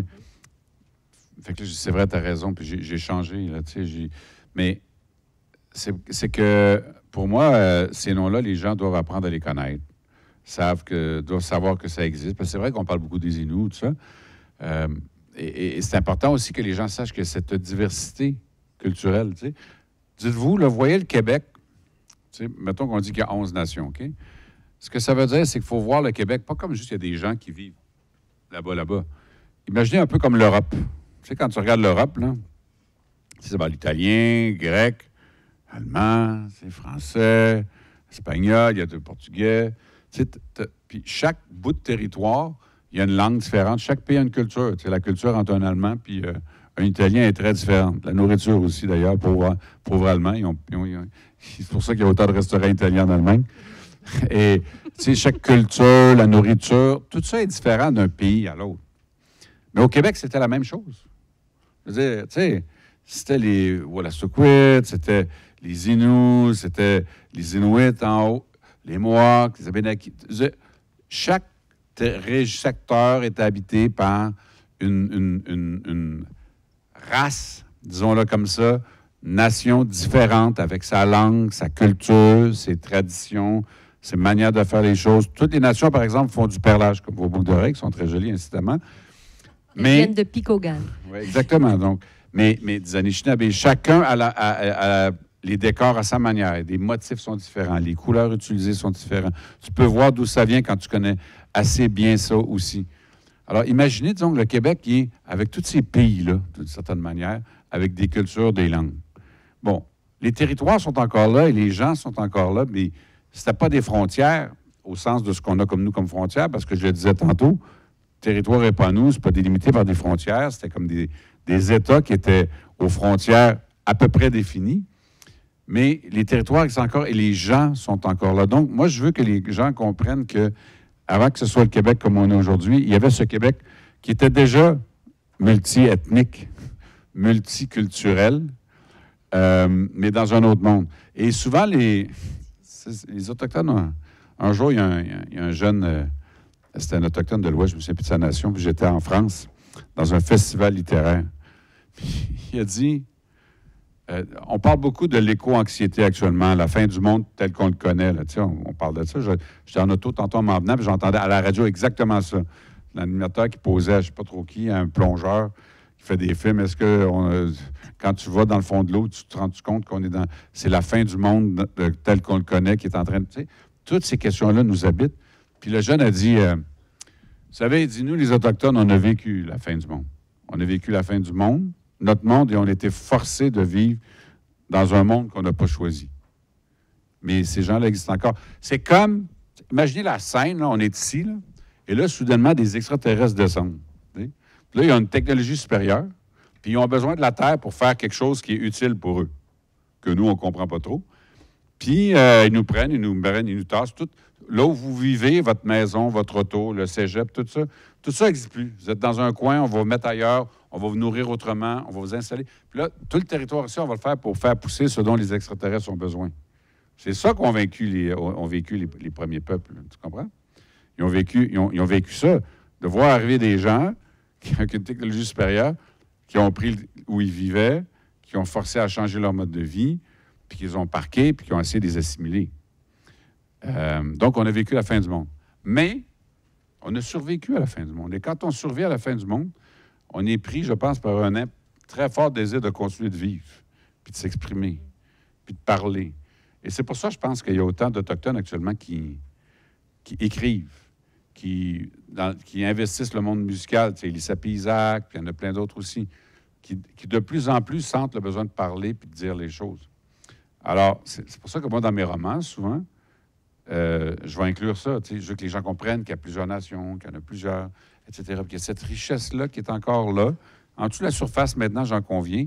Mais quand on gratte un peu, on y va. Et vous, quand vous vous promenez dans la rue, vous entendez un Autochtone.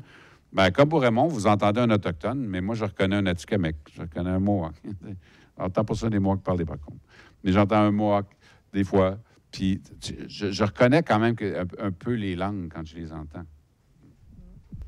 Vous parlez musique, justement. Il y a un personnage nommé Kaya, d'origine Ganyangea, Mohawk, qui récite à plusieurs occasions des couplets de chansons du groupe des Vilains Pingouins. Il n'y a personne ici qui connaît ça, par contre, des Vilains Pingouins. Oh, ben oui! Ouais, les profs, oui, mais pas les élèves. Allez écouter sur Spotify, c'est très, très bon. C'est un peu notre Bob Marley du Québec. Fallait que je plug du reggae quelque part. Hein? Donc, pourquoi vous avez choisi, en fait, de présenter ce personnage-là et qui parle, en fait, à travers les paroles de Vilain Pingouin? Ah, ça, c'est bizarre, ça va donner... Oui, c'est ça. Tu sais, dans le fond, des fois, quand tu écris, tu as des bulles au cerveau, tu sais, puis il se passe toutes sortes d'affaires. D'abord, Vilain Pingouin, c'est un groupe des années 90, hein, c'est ça?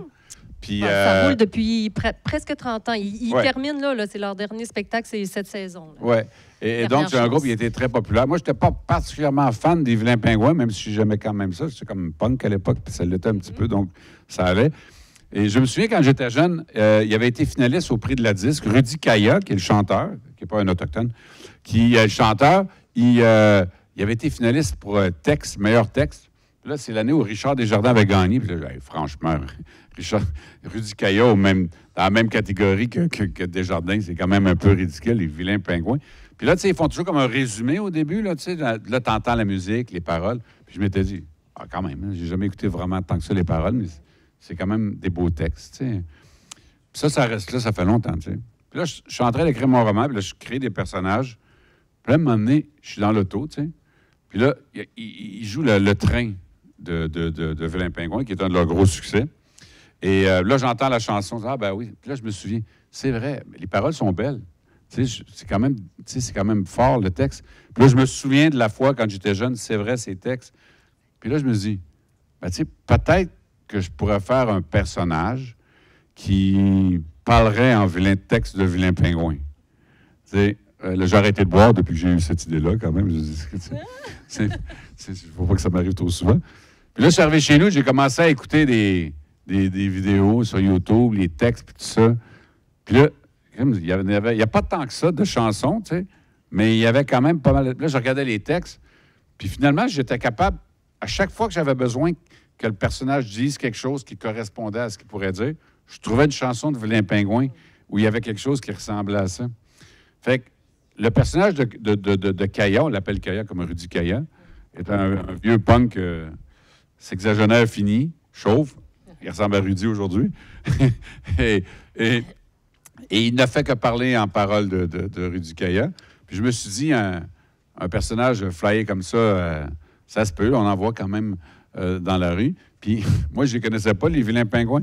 Puis une fois que ça a été fait, il fallait qu'ils acceptent qu'on prenne leur texte. Là, mon agent a écrit à l'agent des vilains pingouins.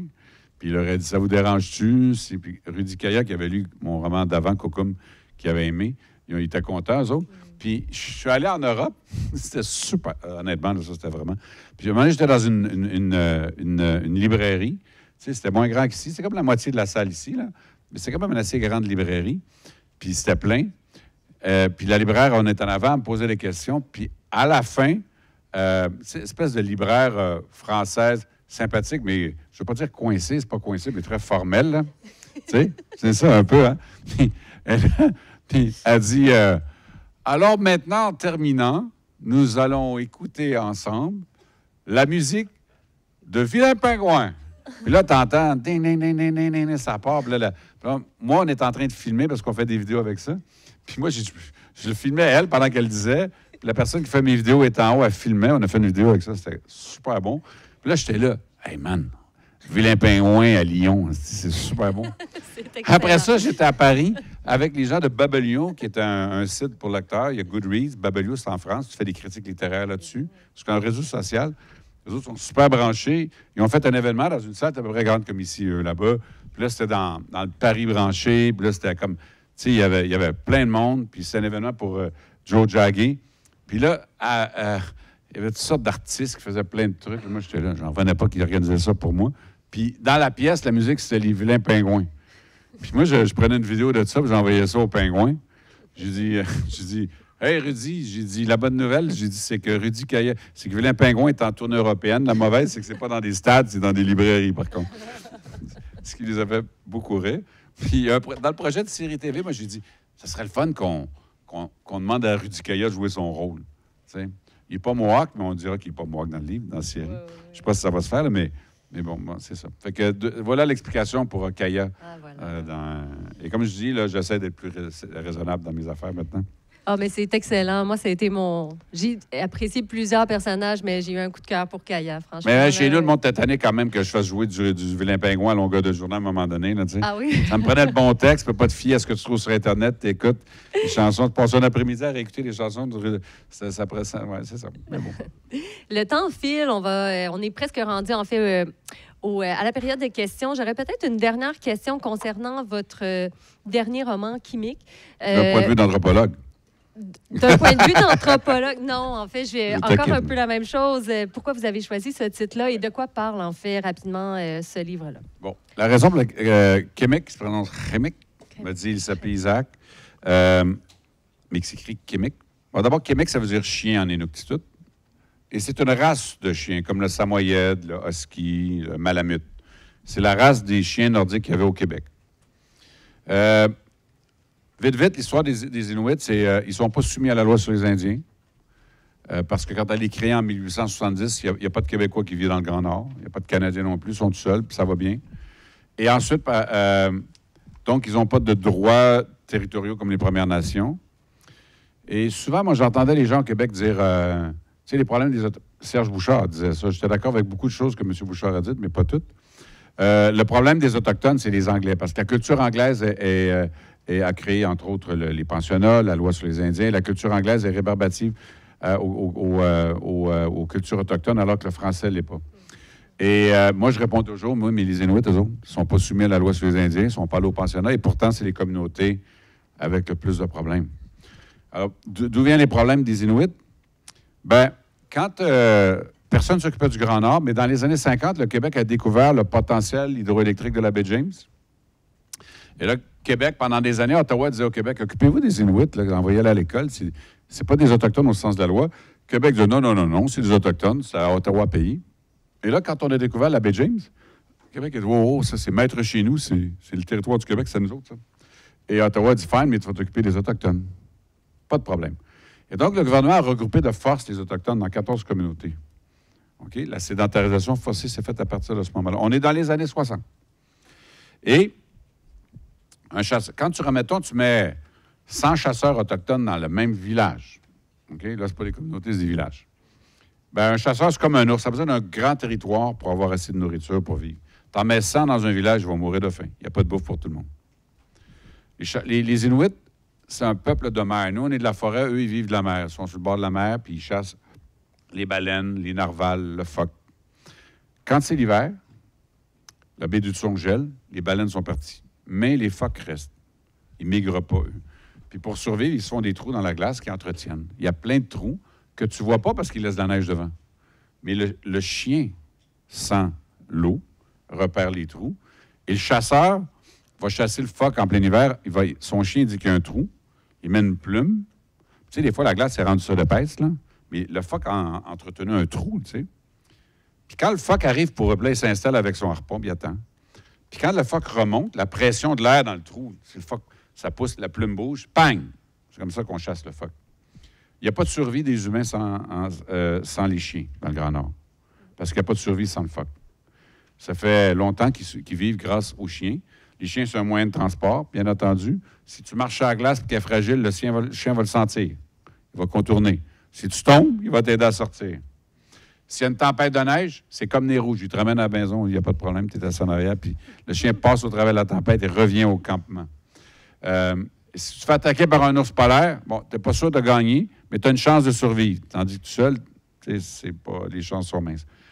Donc, il y a une relation entre les chiens et les humains qui est très forte, qui va au-delà de l'amour qu'on a, nous, pour les animaux.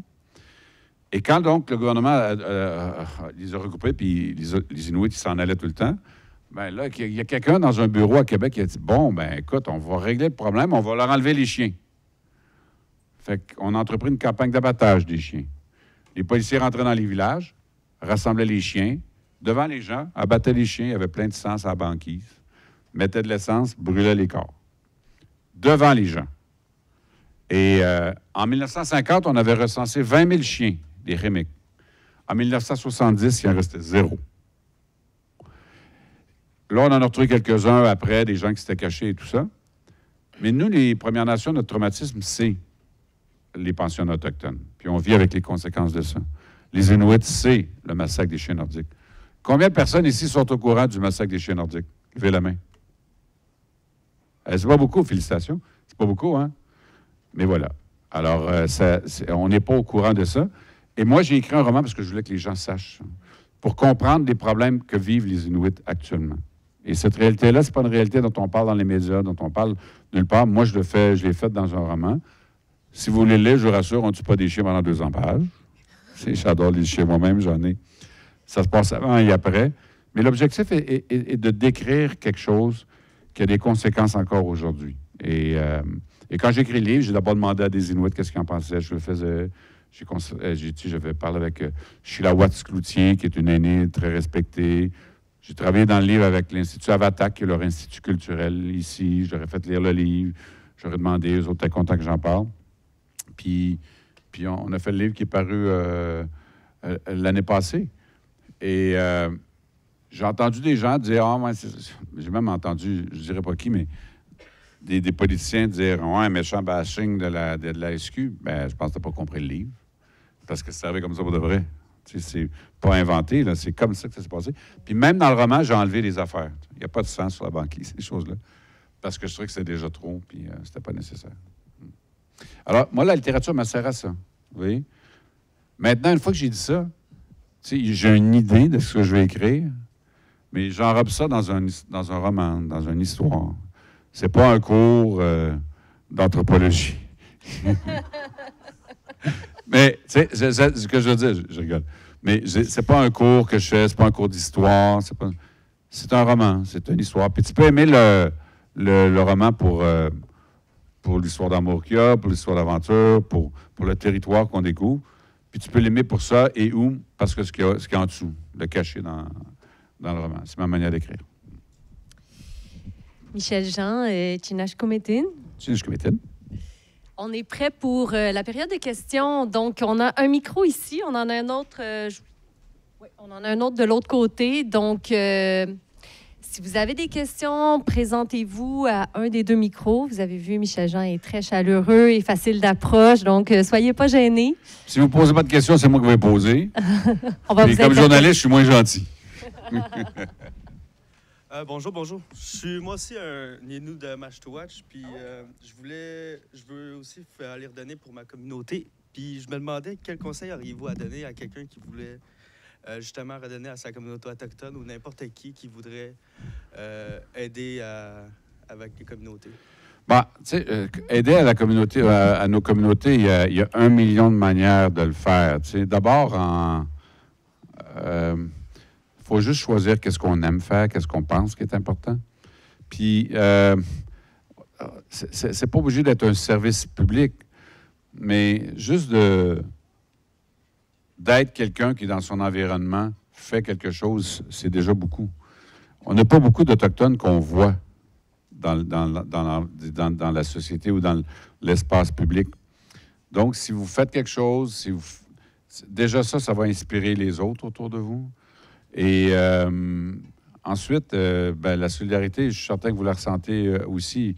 Fait que moi, je ne suis pas inquiet pour ça. Les Autochtones ont besoin qu'on sache qu'on existe, puis qu'on fait des choses. Puis les réseaux sociaux permettent encore les liens, justement, avec les communautés aujourd'hui. Si vous êtes Inuit, vous avez sûrement bien du monde qui font des Facebook Live à tout bout de champ. Hein? Fait que, tu sais, à un moment donné, c'est ça. C'est simplement de faire ce que vous avez envie de faire. Merci beaucoup. Bonne chance. Quel nom de famille? Puis du côté de votre mère, c'est quoi? OK, c'est le doyon? Okay, je ne connaissais pas qu'il y avait des doyons autochtones à Montréal. OK, bravo. Bonjour. Oui. En gros, j'aurais une question. Je m'en vais faire un projet qui s'appelle Sirius. Donc, en Équateur, on va aller habiter avec des Autochtones. Donc, je voulais en fait savoir si vous aviez voyagé. Si oui, est-ce que la culture, les enjeux sont différents, en fait, en Amérique du Sud? Et est-ce qu'il y a une différence autochtone-allochtone, en fait, c'est ça, en Amérique du Sud versus au Québec? Je suis pas allé souvent, mais je suis allé, notamment, j'étais allé à la Foire du livre de Guadalajara au Mexique. Puis quand je suis arrivé là-bas, je faisais une conférence. J'expliquais aux gens, je dis, wow, quand tu arrives ici, tu comprends que tu es en pays autochtone, parce que tu regardes les gens autour de toi, puis il y a beaucoup d'Autochtones. Dans l'Amérique latine, vous allez voir, il y a beaucoup de différences selon les pays. Alors, je ne sais pas exactement comment c'est pour l'Équateur, mais il y a certains pays où les Autochtones vivent encore isolés pratiquement, ne parlent que leur langue, que leur culture. Il y a des pays où c'est mal vu, et même il y a de la répression dans certains cas. Puis il y a des pays où ça change, comme le Mexique, où ça change selon où on est. Il y a des régions, par exemple, dans le sud du pays, Chiapas, entre autres, où il y a beaucoup d'Autochtones qui parlent encore la langue autochtone, puis que ça fait partie de la vie, mais tu t'en vas dans d'autres endroits où il y en a moins. Et ce que aussi vous allez voir, c'est que la solidarité dont je parlais tantôt, elle existe aussi dans ces pays-là. Et la volonté de reconnaissance de leur nation est de plus en plus forte là-bas. Je parlais avec mon éditrice française qui dirige une collection qui s'appelle Voix autochtone aux éditions du Seuil en France, puis elle me disait, un des problèmes que j'ai quand je cherche des auteurs en Amérique du Sud, c'est qu'ils ne veulent pas écrire des romans parce qu'ils veulent rester collés sur le conte, comme eux autres, ils le racontaient, puis ils veulent que ce soit le conte. C'est comme cette volonté de rester proche, qui, tant qu'à moi, est aussi valable.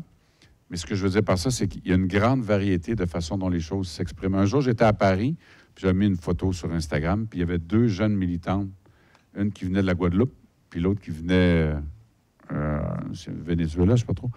Puis ils m'ont écrit sur Instagram, on aimerait ça voir. Fait que on est allé dans un café qui s'appelle Milou, à Paris, pas loin, pas loin de la gare de Lyon. Et puis tu sais, eux autres, ils étaient là, puis ils étaient super passionnés, puis ils étaient en France à ce moment-là. Alors, je pense que vous allez voir que chaque endroit, vous allez voir à sa manière de l'être, mais la présence autochtone est forte dans l'Amérique latine, plus que chez nous au Québec. D'ailleurs, si vous allez à Vancouver, ça reste au Canada, vous allez vous rendre compte que la présence autochtone est beaucoup plus forte là-bas en Colombie-Britannique qu'au Québec. Le Québec, avec l'Ontario, c'est sans doute les provinces où on nous voit le moins. OK, voilà. Parfait. Merci beaucoup, c'est vraiment apprécié. Bon voyage et bonne chance. Merci. C'est le fun, ça, des voyages en Équateur. On n'avait pas ça de mon temps. Ouais, je me demandais, est-ce que selon vous, genre, votre parcours et tout dans le journalisme, est-ce que vous pensez que ça a été plus dur pour vous à cause de, genre, votre background et tout? Ou est-ce que ça a été normal? Il n'y a pas eu tant de défis que ça? Ça n'a pas été plus difficile parce que je ne l'ai pas dit à personne. Ok, ouais. Et pendant très longtemps, je n'en ai pas parlé justement pour ça. Dans toutes les salles de nouvelles où j'ai travaillé, et j'ai travaillé dans plusieurs, à TVA, à Radio-Canada, j'ai entendu la phrase suivante: « Michel, tu sais que l'histoire d'Indiens, ça n'intéresse personne. » Je veux dire ça, la dernière fois, c'est il y a 7 ans. OK? Pas 1977, 2017 à peu près, ouais. Fait que, et donc, j'ai toujours été confronté à la difficulté de parler des sujets autochtones dans une salle de nouvelles. Je sais que le gouvernement ne veut pas parler de racisme systémique et tout ça, mais je vais raconter une histoire vite, vite. Il y a quelques années, il y a 4 chasseurs à Tikamek, en Haute-Mauricie. C'est à l'automne, il y a de la glace classe, ils tombent dans l'eau. On les a cherchés. La police a cherché un peu dans la journée. Ils sont disparus. Ils sont morts, qu'est-ce que tu veux. Les gens ont cherché, continué à chercher les corps. Ils m'envoyaient des vidéos, des images. Ils étaient en canot avec des pics qui cassaient la glace sur la rivière pour être capables de fouiller eux-mêmes, etc. C'était extrêmement difficile. Puis toute la communauté était mobilisée, communauté encore une fois, pour ça. Et moi, je suis le seul qui en a parlé la fin de semaine. J'animais les bulletins de fin de semaine à cette époque-là. Le lundi, on m'a mis sur autre chose. Et le week-end suivant, c'est le président de Savoura, il y a quelques années, qui est disparu en hélicoptère avec son fils. Histoire très triste aussi. Ça fait 6-7 ans. Et là, c'est un père et son fils, blancs, qui disparaissent. Et là, tous les journalistes sont sur l'affaire. Puis les policiers sont très nombreux. Puis les journalistes font des directs du matin au soir là-dedans à couvrir ça. Puis ça, c'est la grosse nouvelle du jour. Puis on est tous là-dessus. On a même fait appel à l'armée. 4 pères de familles autochtones, une journée de police, aucun journaliste qui s'y intéresse à part l'Autochtone de service la fin de semaine. 2 blancs, l'ensemble des policiers, des journalistes qui sont mobilisés et même l'armée. Est-ce qu'on traite les gens de la même manière en fonction de la couleur de leur peau? Non. Est-ce que les gens sont racistes pour ça? Pas nécessairement. Les gens l'ont fait, ce cas-là, parce qu'ils pensent que ça intéresse plus leur monde, ça les touche plus. Fait que comme journaliste, tu vis avec cette résistance-là tout le temps. Ce qui fait que pour se protéger, moi, j'en parlais pas que j'étais autochtone. Puis je voulais pas que quelqu'un dise que j'avais une promotion, un job parce que j'étais autochtone non plus. J'ai commencé à en parler plus tard. Quand à un moment donné, je me dis, bon, ben alors, ce que tu es rendu, tu saurais peut-être essayer de ne pas te faire avec ça, puis de dire, utiliser le peu de visibilité que tu as pour aborder ces questions-là. Mais encore aujourd'hui, ça m'est arrivé. Mettons, je fais une entrevue sur le fait que Mary Simon, la gouverneure générale, parle pas, on en parle encore dans les médias, parle pas français, elle parle anglais. Puis j'avais fait l'entrevue avec un politicien. Puis moi, je faisais souvent des entrevues très serrées. Ça m'arrivait souvent d'y coincer dans le coin, puis on boxe. Puis des fois, le meilleur sort de ça. Et j'ai fait une entrevue comme ça, un hot seat, comme on appelle. Et évidemment, comme j'étais autochtone, je connaissais le sujet, mais j'ai fait comme si j'avais été... Et après ça, je m'étais fait reprocher, « Ah, c'est ça, tu étais dur avec parce que tu es autochtone. »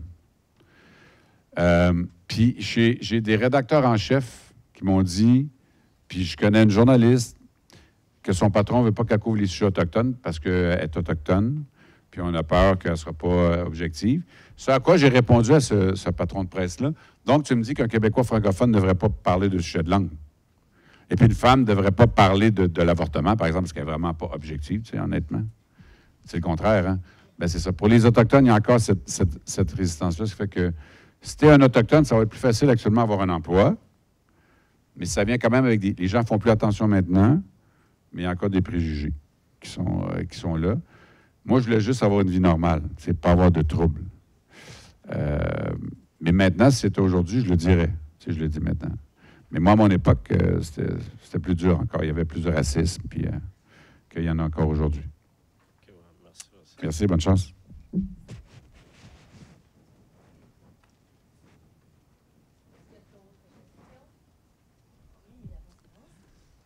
Prenez-vous pas, hein? En fait, tantôt, vous avez parlé que les gens étaient beaucoup plus ouverts à recevoir certaines réalités, comme avec le nombre de ventes que votre livre a eu. Puis je me demandais, est-ce que, mettons, dans la sphère politique ou d'autres institutions, on voit aussi cet engouement-là? au niveau plus institutionnel que public? Hey, j'aurais tellement une bonne histoire à vous raconter, mais que je ne peux pas vous raconter. Ça défrise. Je pense que... Je vais vous donner un exemple.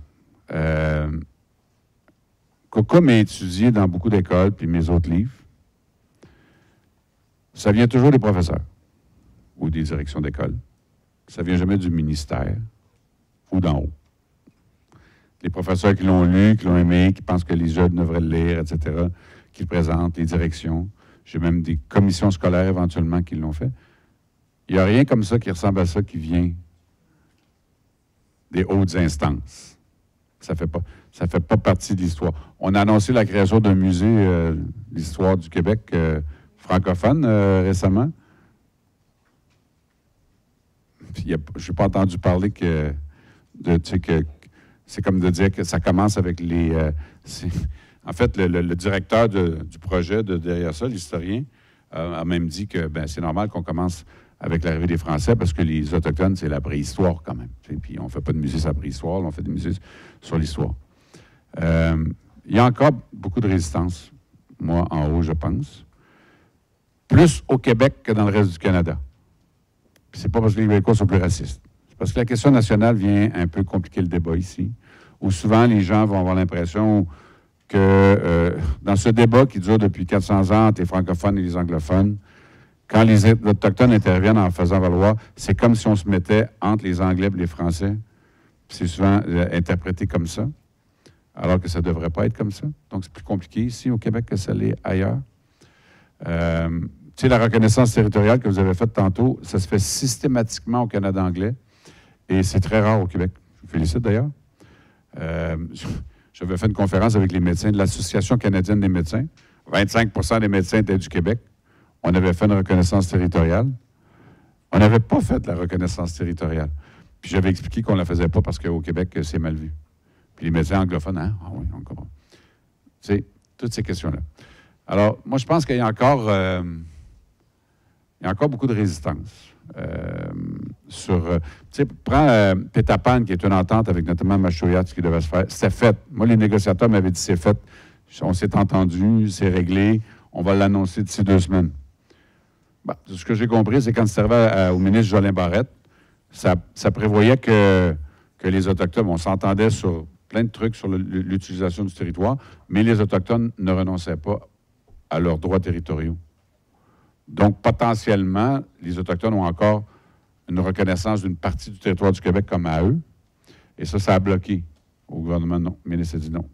Ça passe. Et l'entente n'a jamais été signée. On pensait qu'elle était faite. Voilà. Je pense que les Québécois évoluent plus rapidement que leurs dirigeants parce que, puis je le dis sans méchanceté, parce que je le vois. Tu sais, vous avez donné l'exemple, mettons, des chiffres de vente. Tu sais, Cocom au Québec, on est à 200 000. Puis Joe Jaggi, on est à 60. Puis même chose pour Rémic. Et on n'est pas autant d'Autochtones que ça. C'est des Québécois qui les achètent, les livres. Je vais donner un exemple. J'étais en Espagne dans un dîner avec la délégation du Québec il n'y a pas longtemps. On est avec des éditeurs, dont un éditeur qui est une légende au Québec qui est là. Puis il parle, ça parle. Puis, le vin est gratuit, payé par le gouvernement du Québec. Je ne me gêne pas pour le dire, je l'ai pris, il était excellent. Et donc, ce célèbre éditeur parle. Puis là, il parle avec là, puis tout le monde l'écoute parce qu'il est bien important. Puis il raconte, il se voit, là, maintenant, il s'est rendu que dans les demandes de subvention, à Québec, il nous demande qu'est-ce qu'on fait pour les Autochtones. Je comprends qu'à Ottawa, ils demandent ça pour les subventions fédérales, là, mais à Québec, là, il dit, pourquoi est-ce qu'ils nous demandent ça? Qu'est-ce qu'on fait? Là, on est obligé de faire des livres qui parlent des Autochtones. Il dit, ça ne marche pas, la littérature autochtone au Québec. Et là, je me suis étouffé dans mon verre de Chablis, quand même, on va le dire. J'écoute, le roman le plus vendu de l'année, c'est un roman autochtone. L'année passée, le deuxième plus vendu, c'est un roman autochtone. Puis l'autre année d'avant, c'est un roman autochtone le plus vendu. Oh, mais toi, c'est pas pareil. Ah, ben non, c'est là que tu te trompes. Ce que ça veut dire, ça, c'est que c'est pas parce que c'est un roman autochtone que ça marche pas ou que ça marche. C'est qu'un roman va marcher pour si c'est un roman autochtone, si les gens l'aiment ou pas. Et non pas parce que tu es autochtone, tu l'aimes ou tu l'aimes pas. Puis la raison pour laquelle ils te forcent à faire ça dans tes demandes de subvention, c'est parce que tu continues à fonctionner comme dans le bon vieux temps, avec tes amis, à vous séparer les subventions entre vous autres, à prendre l'argent des prix, à vous les donner mutuellement. Puis que là, vous êtes obligé de rentrer un autre joueur là-dedans, puis ça ne fait pas votre affaire de partager le montant que vous avez. J'ai dit, c'est ça qui se passe. Ça, c'est une résistance institutionnelle. Tu sais. Chez des gens de gauche, éduqués, imagine quand on est l'autre bord de la clôture, c'est plus compliqué. Mais je pense que c'est votre génération, notamment, qui va changer ça. Moi, quand je vais dans les salons du livre, là, 50 et même plus des gens dans mes line-up ont 35 ans et moins. J'ai beau me passer jeune, c'est pas parce qu'ils se reconnaissent dans moi. Là, t'sais. Mais je pense que les sujets, ça résonne chez les jeunes aujourd'hui. La question des droits des premiers peuples, pas juste au Québec, en Équateur, en Australie, en Europe. Tout ça, c'est quelque chose qui résonne. Je le vois quand je vais en Europe, c'est la même chose. Et moi, je dis aux gens ici, le monde regarde le Québec et le Canada maintenant. Et c'est fini l'époque où on pouvait dire ce qu'on voulait puis que les Autochtones n'allaient rien dire. Récemment, le chef Ghislain Picard a dit « Les barrages ne se feront pas si les Autochtones ne veulent pas. » Les gens ont été insultés de ça. Mais je pense qu'il a raison. C'est pas vrai qu'on va faire comme avant, on va faire le barrage. La négociation pour un barrage, en temps normal, c'était le gouvernement arrivait. On a un barrage qu'on va faire là. On vous offre, voici le container avec beaucoup d'arachides. Et si on ne voulait pas, on fait le barrage sans le container avec les pinottes. T'sais. Mais ça, cette époque-là est finie maintenant. Les gens sont plus éduqués. Fait que moi, je pense que c'est... Il n'y a jamais de révolution qui se fait par en haut. Ça part toujours d'en bas. De la population vers le haut. Je pense que j'ai confiance parce que c'est comme ça maintenant.